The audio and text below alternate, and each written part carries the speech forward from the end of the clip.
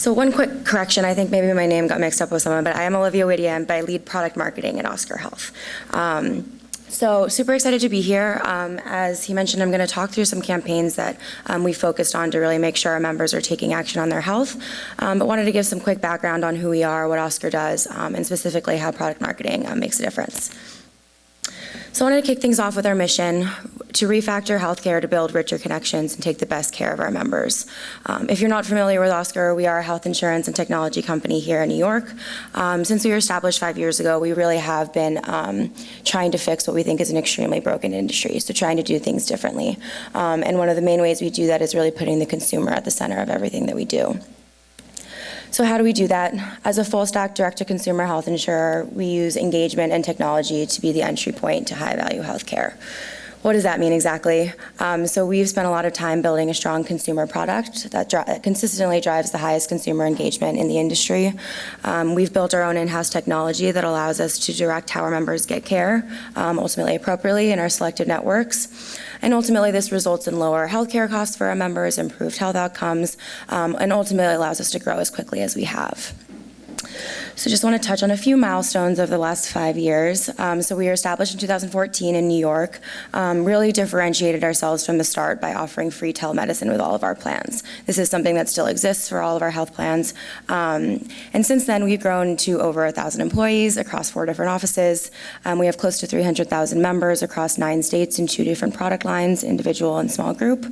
And as I mentioned, we've consistently shown that we have the highest consumer engagement when you compare ourselves to other competitors in the industry. So we've done that by, again, focusing on building consumer products, but also focusing on strategic partnerships, one of which is mentioned here with Cleveland Clinic, which is the #2 hospital system in the country. We've also, just a couple of years ago, in-housed our own full-stack insurance platform, which is a huge deal, especially for a health insurance company at our age. And this has really allowed us to grow much more quickly. And finally, of course, we've had the help of top investors, most recently $375 million from Alphabet. So why do we care so much about engagement? We've really proven that it's made a difference, not only for our members and lowering their costs, improving their outcomes, but also for us as a business. We've proven over the last couple of years that the members that are engaging with us are much more likely to stay with us, even in the face of other competitors coming into the market with lower priced plans, which is really the biggest driver of switching among consumers. So the stat here at the top is showing, looking at our withdrawal rates, meaning the people who left Oscar to go to another health insurer, 8% were more likely to stay with us if they engaged with these 3 tools, either creating an account with us, using our search tool to find care, and using telemedicine. And just to put some of those stats into perspective, Oscar members have 5 times more mobile users than the industry average. 10 times more of our members have more first-time doctor visits routed through our tools, and 5 times more of our members have used telemedicine when you compare it to our competitors. So how does product marketing impact engagement? I want to walk through and focus on a couple of the goals of our teams, which are listed here, and also talk through how being at a health insurance company makes some of these a little different. So drive more members to start their care with Oscar. Obviously, product marketing plays a really big part in driving the end engagement of making sure that that top of funnel adoption is happening as soon as we onboard members, as well as driving that continued appropriate engagement throughout the year. And guiding members' health behaviors. I think the other thing that makes the health insurance world very challenging and fun is that we really not only have to focus on driving adoption to those products, but we have to make sure we are driving adoption to the correct behaviors with the healthcare network in your plan. So as I mentioned, I want to talk through, what makes this different being in a health insurance company. I personally didn't come from any healthcare background before I started at Oscar, so this is a very fun learning curve for me. So I think for any product marketer, product adoption and engagement is going to be an important KPI. What makes this very different and a challenge being at a health insurance company is that a lot of our products aren't the type of product where successful engagement is constant. It's really hard to anticipate clinical interactions, so it's really hard to make sure that we are targeting our members and educating them them on things when they most need it. So I always like to say we're not a Glossier or any type of company that where our consumers want to hear from us on a daily or even weekly basis. It's that much more important that we take targeting and timing into account. If you think about our telemedicine feature, it's one of those things that our members really hope they never have to use. It's something you only need to use when you're sick. So we don't really have, it doesn't make sense for us to drive adoption to that on a daily basis or even track daily active users or even monthly active users. It's much more important to make sure we're looking at our claims data, looking at the member personally, and making sure we're sending them this information when they most need it. And guiding members' health behaviors. I think this, as I mentioned, has really been one of the most fun and challenging goals to set for our teams. What this means is we are working really closely with our clinical teams to define certain populations of our membership that may not be using their healthcare appropriately and finding opportunities for us to intervene and drive behavior change. So a couple of examples of this could be, intervening with a member to make sure they're adhering to their medication. We have a large diabetic population, so how can we make sure that they are using the care they need appropriately and ultimately staying healthy? Another could be just educating our members on the importance of staying in network and how that ultimately lowers costs for them. So one thing I'd like to point out as well is that specifically in the initiatives I'm going to talk about today, lowering costs is extremely important for us. I think if you think about other companies, a lot of the times they're thinking through how we can increase costs, increase revenue throughout the year. Being a health insurance company, our premiums are a fixed cost throughout the year. So the one thing we're able to control from a cost perspective is the care that our members are getting. And both for our members as a consumer and for ourselves as a business, we want to make sure they're using that care appropriately and are getting the care they need at the right cost. So I'm going to walk through a couple examples with each of these. As you can tell, I've talked about telemedicine a lot. It's a really important product for us for a few reasons. As a quick reminder, we call our telemedicine feature Doctor on Call. It's a feature that comes with all of our plans. It's free for all of our members. It's available 24/7, and you can use it for an unlimited amount. Why is it important? I think first and foremost for the consumer, it's an amazing value prop. You can make sure you're telling your members that they can get treated in the comfort of their own home. It's free, of course, so you can skip the doctor's office, the waiting room, the copay. But I think most importantly, if you compare it to the other options that members have for urgent healthcare needs, it is the lowest cost option even for us as a business. So if you compare to something like the urgent care or even emergency room that members would go to alternatively, it makes a really big difference. So our challenge specifically, as I've already discussed, is making sure that we are not just sending these things proactively, but making sure we're doing it in a targeted way that actually is applicable and helpful to the member at the time that they need it. And in the past, I think especially when I first started, a lot of the messaging we were doing was just blanket messaging to our entire membership, letting them know that this exists. And it was really, really difficult to actually track the effectiveness of our campaigns, given we never really know whether someone would need to use Doctor on Call or not. So what we did is we ended up deciding to target a population which we call our immediate care population. Immediate care is basically the all-encompassing term for all of those urgent health care options, whether it's urgent care, ER, or telemedicine. And we figured out, working with our data team, that there was a pretty big opportunity here. So I think the other superpower that an insurance company has is we have access to all of our members' claims data, which does allow us to be extremely targeted in our communications and campaigns. So when we dug into that data, we realized that almost half of our membership had already gone to an emergency room or an urgent care for a condition that we know can be treated through Doctor on Call. And finally, through a member survey that we sent, we were able to validate that most of our members, even if they had actually used Doctor on Call before, weren't aware about the full list of conditions that could be treated through Doctor on Call. So as an example, if you'd adopted Doctor on Call and you'd gotten, say, a prescription refill, you may not know that you can also go to Doctor on Call for headaches or nausea or UTIs. So what we ended up doing is pushing an extremely personalized and targeted campaign. So personalized in the sense that, again, we were looking at the claims data and targeting the most high volume conditions that members were going to the ER urgent care for, one of which, I know the copy is very small here, but was UTIs. So we noticed that a lot of our members were going to the emergency room for something that can very easily be treated through telemedicine. So you can see here that we're calling out specifically that UTIs can be treated through Doctor on Call. Timing, as I mentioned, is of the utmost importance as well. So we wanted to make sure that we were sending these to members as quickly as possible. So we made sure to send these within 1 to 2 weeks of the members getting care. And finally, the human touch goes a really long way, especially when you're talking about healthcare interactions. We've found through past campaigns that when we send these communications that relate to a member's health from one of our nurse practitioners, in this case, Caitlin, it really helps not only with the open rate, but also the click rate of actually driving conversion to what we're, to Doctor on Call. So I'm going to move to the second, to guiding members' health behaviors. This is another challenge that we deal with specifically in the immediate care space. How do we reduce out-of-network costs? So out-of-network really refers to the care that you receive outside of our contracted network. Oscar is an EPO. That means all of our members only get our negotiated rates with those with our network if they go to in-network providers. So that means, again, both for the consumer's sake to make sure their experience is as great as possible, as well as for us as a business, we have a huge incentive to make sure our members are going to in-network care. Just to put some of those numbers into perspective, if a member is going to an emergency room, they could be paying upwards of $250 if it's not a true emergency. So again, we want to make sure that members are fully aware of their options around them.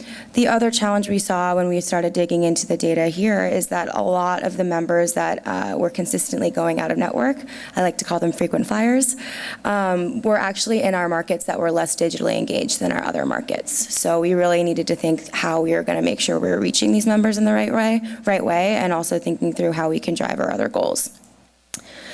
So what we landed on is what we call our network mailer. And I'm going to walk through each of these panels just to give a little backstory. So as I mentioned again, the upfront education is extremely important here. I think the one thing that Oscar has done really good from the start is simplifying really difficult healthcare terms. So you can see the term out-of-network isn't really even listed here. We tried to go with a visualization that showed very clearly a building that takes Oscar, you should go here, versus a building that doesn't take Oscar, you shouldn't go there. And of course, more importantly, we want to make sure we're highlighting the tools and resources we have for our members if they do need to find in-network care. So we have our digital search tool. We also have some information about our members' concierge teams. Concierge teams are basically our member services teams, but they are different in that they're personalized to each of our members. So every time they call in, they're going to speak to the same care guides, the same nurse practitioner, and they can always help them find in-network care. Driving adoption to our app. So as I mentioned, this was very much targeted at a population that we know wasn't digitally engaged. So how can we use value props to try to drive them to the app?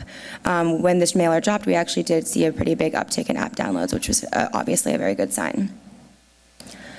And finally, I think this is probably the main piece of the network mailer. We created, this is actually a magnet, the square in the middle, a magnet that's personalized to the member's closest urgent care in ER. So this ended up being a pretty robust project with our data team to make sure that our provider data was intact, and we were building an algorithm that was able to really spout this information out for each of our members on a consistent basis.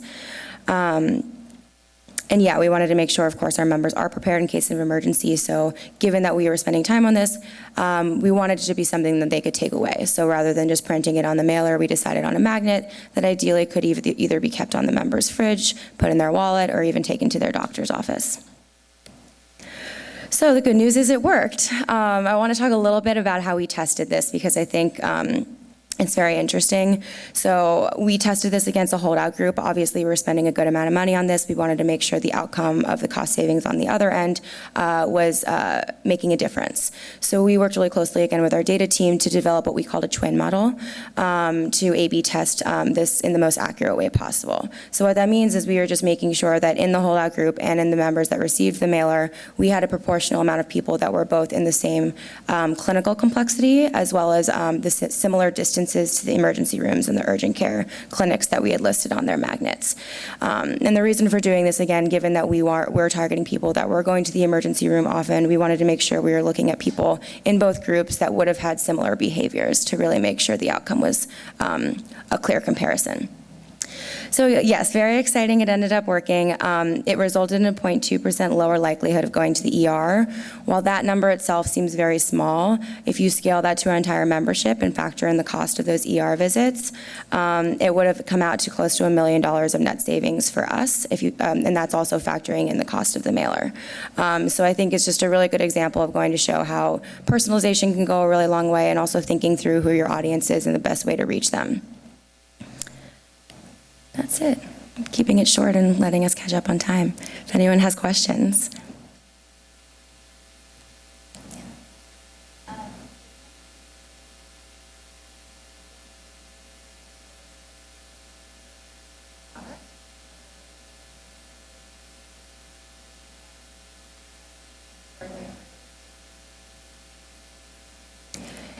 Absolutely. So this is actually a new reorg within our team, but our data team has actually just switched to be embedded within each of our teams. So we actually now have, they are centralized, so they are all on the same team, but we actually have one dedicated person who even sits in our area, only works on marketing projects, and helps us through these types of things.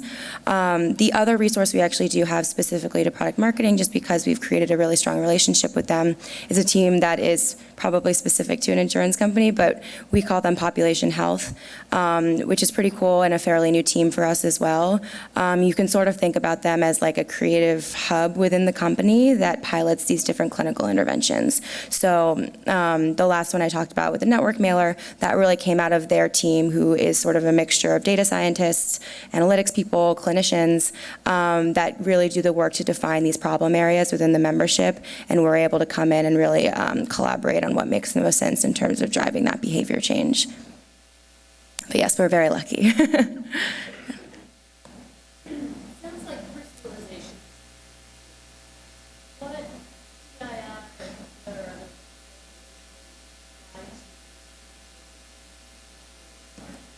Yes, that is a great question.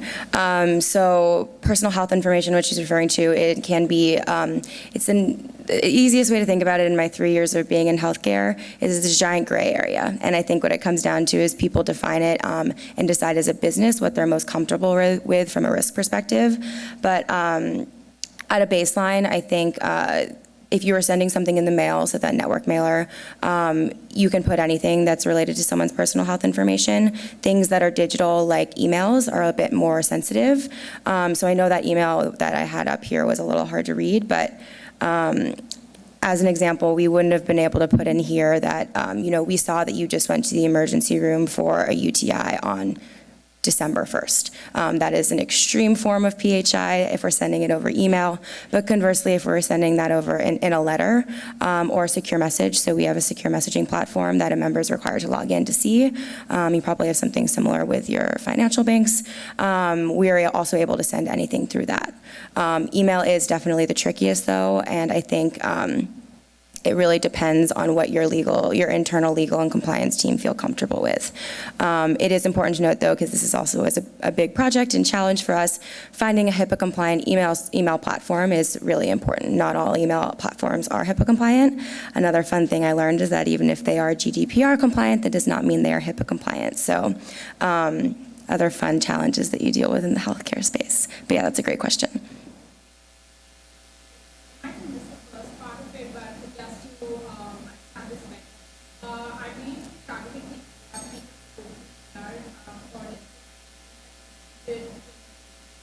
I also look at the mental health space. Is there a way that you're looking at somebody self-destructive or thinking, and something prompt that can probably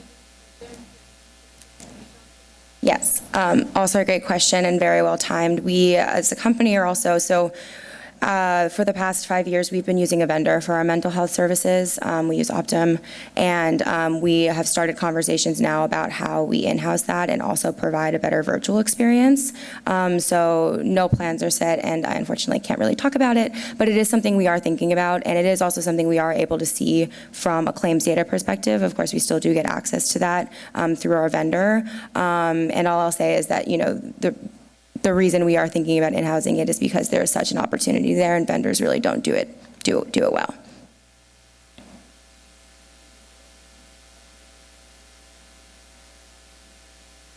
Yep.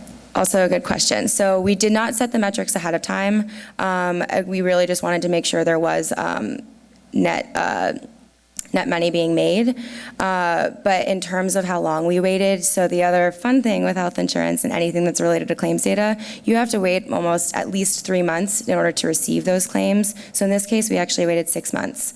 So that was probably a little on the safe side. But again, going back to the idea of things being circumstantial, again, even taking the example of someone going to the ER for a UTI. We can't really tell when someone's going to get a UTI again, obviously, although we do know it's something that happens consistently. So on top of that, we also do need to wait for any type of claim. It can take up to 3 months. So for that reason, it is, some of these campaigns do really become year-long efforts to make sure we're really tracking the effectiveness.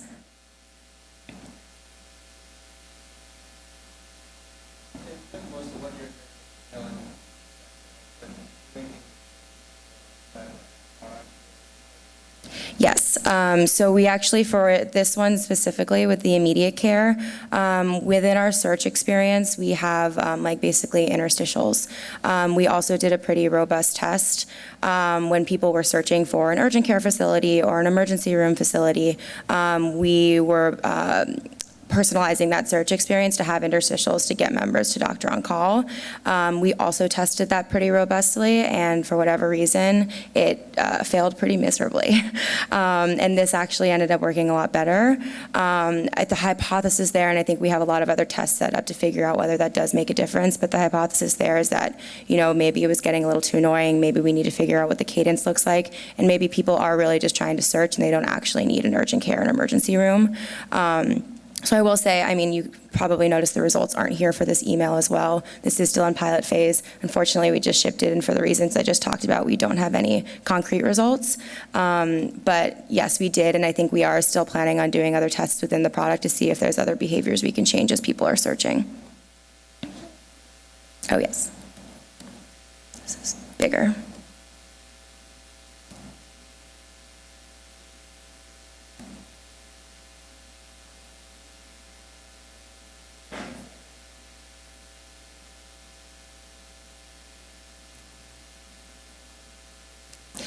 Totally, yeah, so it is sort of, sorry.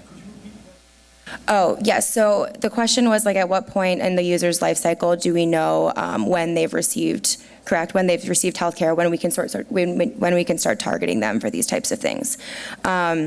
It is sort of a waiting game, and I think we have, you know, especially if you take new membership, also being seasonal, most of our new members do come at the beginning of the year, which there's pros and cons to that. But basically, we do have to wait for you to get care and receive a claim in order for us to actually know whether you've done something appropriately or inappropriately. However, we have taken certain measures to try to pinpoint ways we can understand some things about you in our in-app onboarding experience. So when you create your account for the first time, we're not only onboarding you to all the tools and features that come with your plan, but we're also giving you a health survey. So we really have a huge incentive. Another thing my team's really accountable is to make sure we're driving engagement to that health survey and members are completing it. It'll ask you questions about what prescriptions you're on, if you do have any complex health conditions like diabetes, and at that point we can use that information to start putting you into what we call our population health programs, which are going to ultimately drive those behavior changes that we discussed.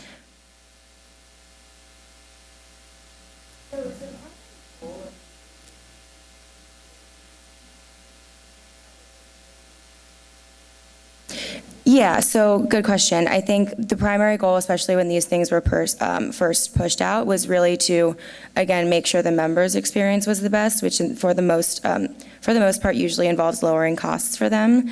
And secondly, of course, there is an impact on the business for us there as well.